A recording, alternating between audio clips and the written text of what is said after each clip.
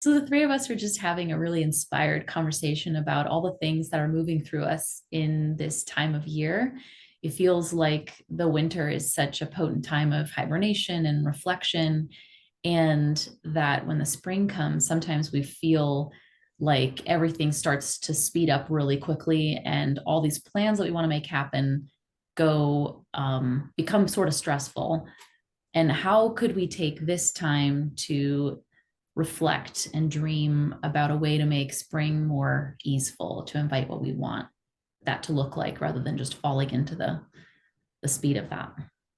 Yeah, it's beautiful, and it's I love the idea of taking time together, all of us, to sit with what is my inner guidance, what is my desire for now and for spring and for beyond, if we want to go there, and to actually take time to sit together and really connect to that, and to do the um, soil maintenance that happens in the winter, in this beautiful time of the deepening of the roots, of the nourishment that's gathered up by the bulbs and the seeds and the things that are about to blossom. And so the idea being, let's take some time and do that work together. And so that it feels like a kindness to me to say, like, we're actually going to take time to sit together and to cultivate, and to, for me to be able to feel into what wants to be come forth come forth later.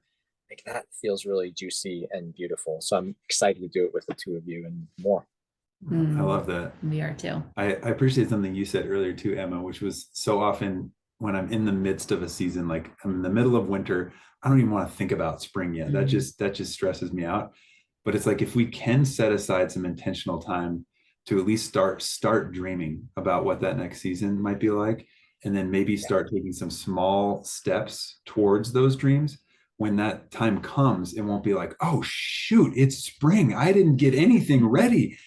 And it's in that way, I totally agree with you, Morgan, that it is a kindness. It's like, I think in that way, sort of like meaningful, intentional planning is a way of loving ourselves. And I think also becomes a lot easier to do when we do it in a group, when we do that together. The synergy of it and the ability to share with one another, to take time to really um, you know reflect on what is it that I'm wanting, what is it that's connected here, and then to be able to share that and hone and deepen feels really great. And I love it that we're in between solstice and equinox, that there's that kind of in between time of really honoring, here we are in winter, days are getting longer, that spring is coming and we're still in winter. And just to, again, it's like that really feels like a potent place, and a place where I need some support also, actually, also. Yeah, it's nice too, because I feel like with this time of year, there's this opportunity to take the energy of like resolutions, which often feels like a Mm, lot of pressure, a lot of like do lots of things, write too many things on a list, and then not feel great about ourselves for not getting them all done. And what we're talking about is just choosing one thing, change one thing. And how do we gently start taking steps towards and gather accountability, be witnessed and supported, and even get inspiration on how to let that one thing unfold? And the secret there is, as we all know, even if we don't acknowledge it, is that when we change one thing, invariably other things start to shift as well. I think that's the beauty of that, of the idea of that, of just focusing on one change, it's especially building them. Yeah, is good. especially one that just feels really important right Yeah. now, is invariably it will have ripples outwards. Yeah, I Yeah, know. right. It's like, I think of it as building the musculature, like we go work out, and what you're building is you're building the circuits for how that happens. And it can just be small, but it's the same process as when I choose something bigger. And I like the piece of, what we've talked about, is the plan is to come together on this day and spend time together, and then and then go into the experiment of starting to move it into our days, and then come back at some point later, whether it be week or 2 weeks, we haven't determined exactly yet, but right at the right moment to then follow back and go like, great, so how's the experiment going? Like, how are we doing in the dance of having this one thing that means like, oh, maybe I'm doing it really well and maybe I'm not, and that all that's okay, because it's part of the again, it's part of the musculature, part of the learning, part of the growing. That is And really the play. important. Yeah, I think so. And the play.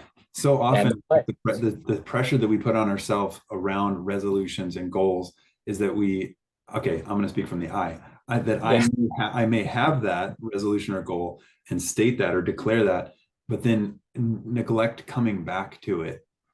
And then just feel pressure at or some low frequency feeling down the road of shame, guilt, etc., because I know that I had that, and then I'm afraid to check back on it, or am purposefully neglecting or maybe getting distracted away from recalling it.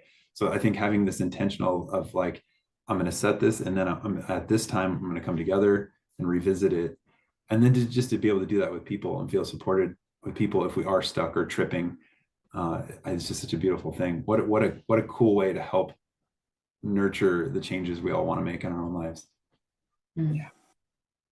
Again, that feels like a kindness of we're gonna like, I know I'm gonna fall down. In fact, I would say I want to fall down, because that means I'm taking some risk that's worth falling down for. And when I do, I want to be helped and helped to cultivate it into something meaningful. So I'm excited. I'm excited to see what gets created here, and to play with y'all and make and just be in this space together. Likewise. Yeah, we are too.